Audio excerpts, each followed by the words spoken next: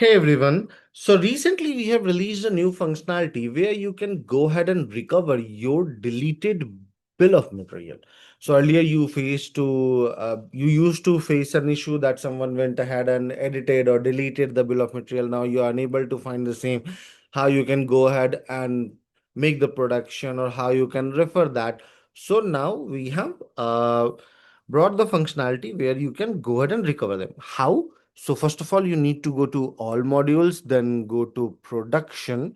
Now, once you will come in production, simply just go to bill of materials. Here in bill of materials, in a status, please check you will see the option of all. Now here is a deleted segment. Please click on that. Once you will come and delete it, please check. These are the list of all the bill of materials which are deleted in your profile. So this is as per my profile. I can simply just go ahead, click on checkbox here, and then after click on recover. It will ask me to type recover once. Please check. You need to type it in this same way.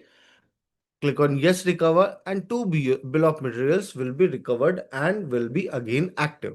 Single also you can do. On your right hand side you will see an option of recover. From that you can simply just click and type recover, yes recover, and then after it will come in your active bill of material list.